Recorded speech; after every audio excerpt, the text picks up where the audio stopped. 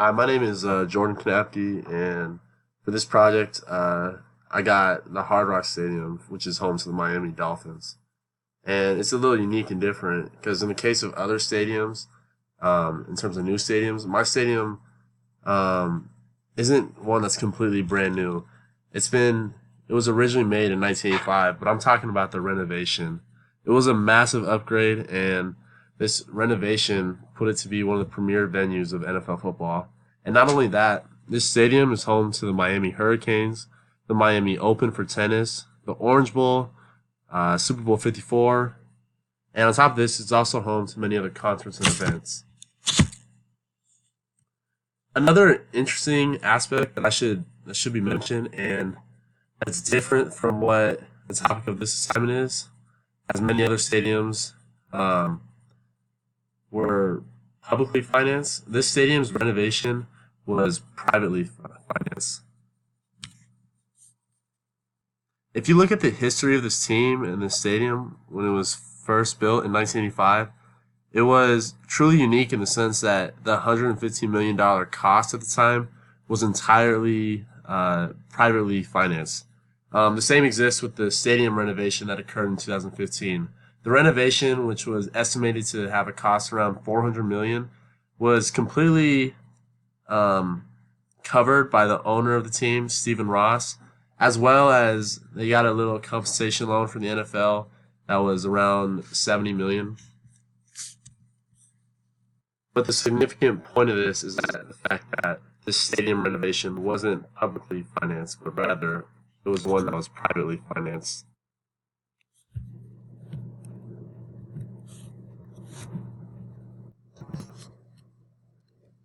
While it wasn't a venue that was publicly funded, Um, an aspect that definitely contributes and is associated with public interest is the fact that the Dolphins will be paid incentives from the Miami-Dade County for every major event that is hosted in this new venue.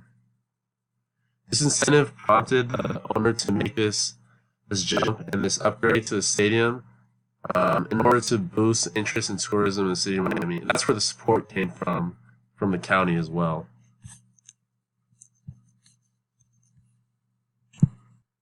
Miami-Dade County gave the approval in a 7-4 vote to pay the Dolphins incentives for hosting major events, yet the Dolphins will still have to pay property tax on the stadium. Public support also exists with the renovation and the upgrade of the canopy that was previously not there. There was complaints about the Florida heat, the sun, and the rain that used to make this venue unenjoyable for the fans. And they overall just wanted a better experience to go there. In an overall general aspect, um, mainly because my stadium was privately funded, stadiums that receive public funding receive this help because people of the government recognize the economic impact and the positive externalities that come with the professional team and new stadium venues. In my in my case, it was a little unique and different, as and I'll talk about it later, as there was the opposing side to the support of the stadium.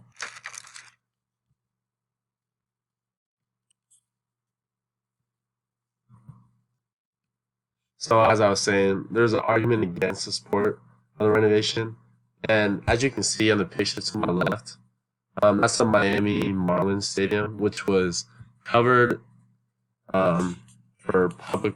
And it should be mentioned that the Dolphins attempted to get these public support and funding. Stephen Ross, who later financed the whole stadium himself with the support of the NFL and the Miami-Dade County, went to the Florida Senate in hopes of getting public financing for over half of the expense of the upgrade. The proposal would have been a tax increase to 7% to help finance it. However, this was quickly rejected as there was a bunch of public scrutiny over publicly financing sports stadiums, especially in Miami. So taxpayers recently paid three-quarters of the cost of the $550 million Miami Marlins baseball stadium, and it proved highly unpopular. Many residents were unhappy at this proposal of the Dolphin Stadium renovation, and overall, the general consensus was that there wasn't public support and government support for the economic benefit of helping them finance the NFL stadium as they did with the Marlins Stadium. The cost of the Marlins Stadium loomed over the public, and it became a pressing issue when Stephen Ross asked for the public support.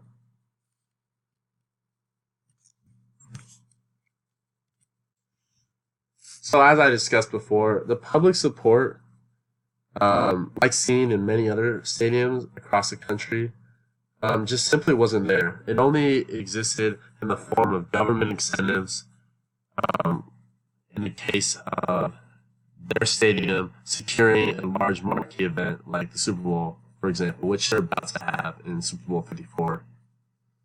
So the public was so frustrated and the support wasn't there, basically because they had already dealt with the Miami Marlins and their stadium situation. The Dolphins faced a ton of controversies when they asked the public to help fund over half the stadium price. There was much political controversy over Stephen Ross and Stephen Weatherford, who was a politician of the state government. The vote for the funding didn't even actually happen, and it didn't even make it to the state legislature, as Steve Weatherford pushed the public's opinion about this proposal that was coming from the Miami Dolphins. This angered the Miami Dolphins owner, but over in the long run, it turned out beneficial for them in the sense that they did get support from the Miami-Dade County, which owned the land underneath the stadium, and they receive public incentives for hosting these large events.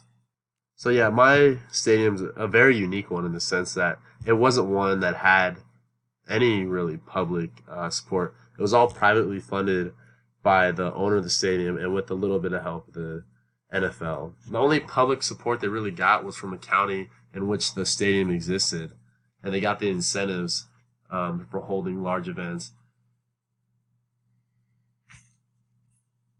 It's unlike many other stadiums in the U.S. today, and it's for sure is a unique one.